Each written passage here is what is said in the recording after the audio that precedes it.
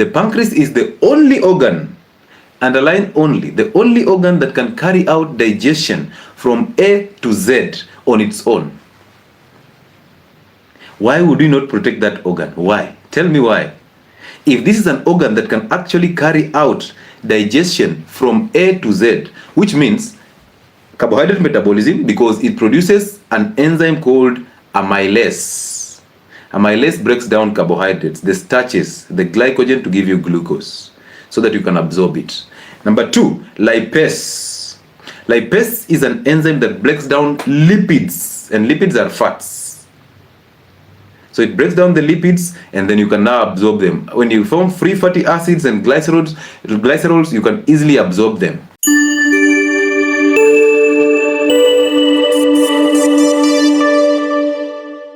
But listen to this. When you are absorbing the fat soluble the fat soluble vitamins A, D, E, and K, we've talked about them, right? They have to dissolve in this fat so that they are absorbed together into the system.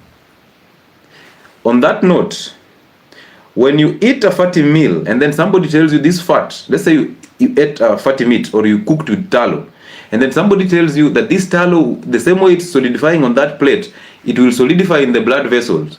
Look them straight in the eye and tell them, Daktari, fats are not absorbed in the blood vessels, so how will they clog my blood vessels? And then if your neighbor tells you, me after eating my seed oils, the meat cooked in seed oils, or my chips, I take warm water to dilute the fat or to make sure that I burn the fat, look straight into your neighbor's eyes and tell them, you are being crazy. Why? Because fat is not soluble even in warm water or hot water. For you to absorb fat or for you to absorb that cholesterol, you must make sure that you're bringing in the pancreatic juice and also you're bringing in bile from the liver or the gallbladder, because bile will make this fat soluble, and then you will mix the fat soluble vitamins with this fat and then you absorb it into the system. And that's how it works. And when they go into the system, they're not going into the blood vessels, they are going into the lymphatic vessels. They are called the luteal system or luteal vessels. And then these luteal vessels are going to carry it all the way to the fat cells. So therefore there's no way tallow is going to clog your arteries. There is no way ghee is going to clog your arteries and cause you stroke. Stroke is a sugar problem. Unlearn. Good. So we have amylase for carbohydrates, we have lipase for the fats, and then we have protease for the proteins. But this protease is what we call the trypsin. However, trypsin is an enzyme that actually breaks down protein, but it's very, very potent. And remember, the pancreas is made up of protein. So if the pancreas gets to produce trypsin in its active form, and then the pancreas will just digest itself. Okay? So you cannot make a gun and then kill yourself using the same gun. The pancreas was sharper than human beings. So what it does, it has to make them in its inactive form. It's called trypsinogen. And then when this trypsinogen gets into the small intestine, the duodenum, there are enzymes there that will actually break the gene from it to just remain with trypsin. Now that is what is going to digest protein. On that note, in the same duodenum, when food that is rich in protein and rich in fat gets here, because remember, protein are digested in the stomach in the acid, and then they come here and then as peptides, okay, or polypeptides, which will be chopped off by these proteases to form amino acids that you can easily absorb in the small intestine. So very little things or foods absorb in the stomach. That is basically alcohol and some water here and there, or even drugs like aspirin. But when you break down these proteins into polypeptides, they come into the small intestines, and now they encounter the pancreatic juices that have the proteases that chop them down into smaller amino acids that are easy to absorb. Okay, so imagine that. So now you have to break them down. So therefore it's hard for you to even absorb protein if you don't have the pancreas. Because how will you absorb the polypeptides? You have to chop them down into small amino acids that are absorbable. Understand that. Now, when the fatty foods get into, because fats are actually digested in the small intestines. So fats pass through the mouth, all through the stomach just freely, and then they get into the small intestines where they get the pancreatic juices and the bile, and now they are digested. Now listen to this. When fat just gets into the small intestine, this pop, The pancreas gives you bicarbonates to neutralize the acid that is coming with this food. Okay, because the stomach environment is acidic, so the food that is coming into the small intestine is actually acidic. So therefore the pancreas gives you the bicarbonates to just make sure that this food is neutralized and that we maintain an optimum alkaline pH in the small intestines for optimum activity of these enzymes that are actually coming in from the pancreas. A beautiful thing. Another beautiful thing, when food gets into the small intestine instantly, there is a hormone that is produced by walls of the small intestine. It is called CCK. Cholecystokinin. Cholecystokinin. CCK is a hormone that actually moves all the way to the gallbladder to cause the contraction of the gallbladder. Now, do you know what the gallbladder stores? Yes, bile. Gastric juice is not stored in the gallbladder. The gallbladder is the one that is in the liver up there. Gastric juice is coming from the pancreas. So you see the gallbladder is up there, and then we have the bile duct that comes all the way to the pancreas, and then it joins the pancreatic duct that is carrying all the pancreatic juices that have enzymes and the digestive juices. And then now we have bile plus pancreatic juice. All of them leave and drop into the duodenum, into the small intestine, to do different functions. So yes, the gallbladder stores bile, and this bile is actually produced by the liver. And guess what is the raw material for production of bile? What is the raw material that the liver uses to produce bile? Hapa ndo imeanza kuwa ngumu kidogo. One of the things that all of you have been made to hate. All of you have been made to hate. Yes, bile acids. Where are those acids coming from? I will surprise you. Cholesterol. Cholesterol. So yes, ask Angela, got it. It is cholesterol, yes. So the liver uses cholesterol to form bile acids and the bile juices. So therefore, cholesterol is very necessary for you to digest fat. Imagine you need fat to digest fat. Hello? I told you, you need fat to lose fat. So you need fat to actually burn weight or lose weight. Now imagine you need cholesterol to actually burn fat, because when you take in cholesterol, the liver will use that cholesterol to make bile, and this bile will come in to help you digest and make the fats in the small intestines soluble.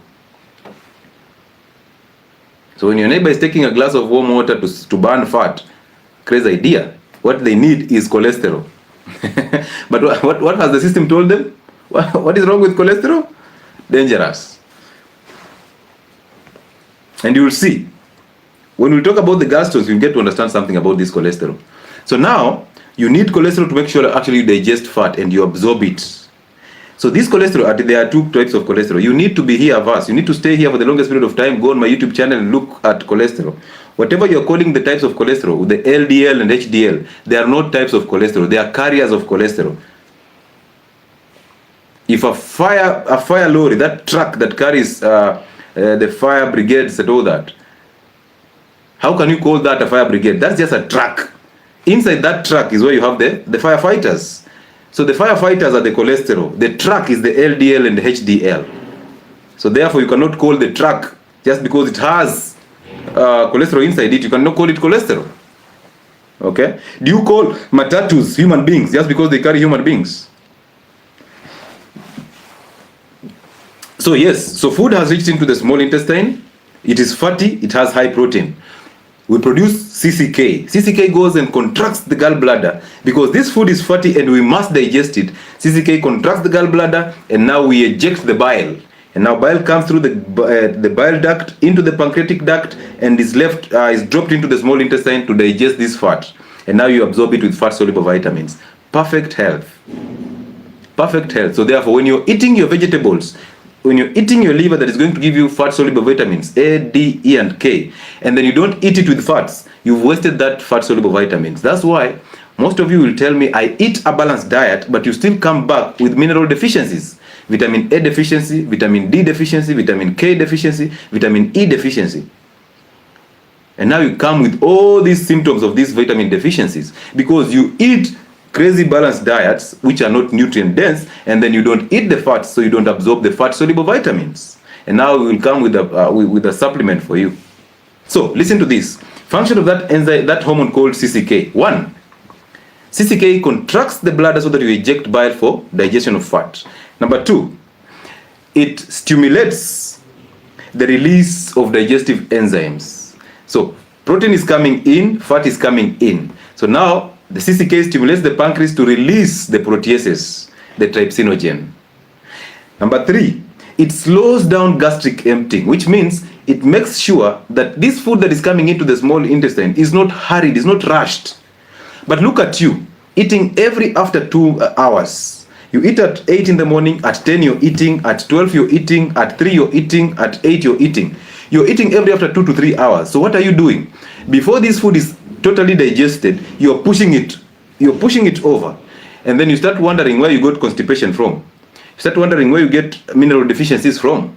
You start wondering where you get the indigestion from. But you are hurrying the gut before it even, imagine, the gut knows that it has to digest in a slow manner. That's why I tell you 6 to 8 hours between a meal. So imagine the gut knows that if food is coming in, I have to slow down so that digestion is optimal. But look at you defying the laws of the gut, eating every after 2 hours, and then you expect the gut to behave. You are misbehaving and the gut just follows suit. That's why you're having those inflammatory conditions. Apart from you eating inflammatory foods, you are again rushing the gut. And then your gut never rests. Your gut is always busy. It never takes time to rest, digest, absorb, assimilate, and then clean up and rest. It never rests because you're always snacking and you're telling me confidently, you know me, I eat 1 meal a day. And then I ask you, then do you snack? Yes, I eat bananas at this time, I eat pudding at 1, I eat this. Snacking is eating. You are literally destroying the process of digestion. But anyway, let's keep moving. Another one. This CCK, together with somatostatin, they cut down your appetite. So they tell you, hey, enough, we need to now digest this, please stop eating. So imagine the most important roles of CCK, very important. And it's produced in the small intestines. Amazing role, right? God was an architect. He knew what he was doing. Now, so we've said we have amylase, we've said we have trypsin, which is digesting the protein, and then we've said we have lipases that actually break down the fat. So now we have had all our foods digested, and now they're just absorbed into the system, and that is adequate nutrition. So from the food that you've just eaten, you have adequate nutrition. Therefore, no mineral deficiencies, no indigestion, no protein, no issues with passing gas. And some of you, when I tell you you have indigestion, you're thinking, oh, I ate beans yesterday. Beans are causing me bloating and I'm passing some bad gas. I cannot eat beans and eggs because I'll make a bomb. The bomb was made by you altering the digestive juices.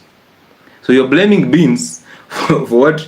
For you eating 3 meals or 5 meals a day and still snacking in between. So start eating at noon and then eat at 6:30 to 8:30 latest. And now you have a 16-hour fast gap and then you have an 8-hour between the meals. That is perfect therapy.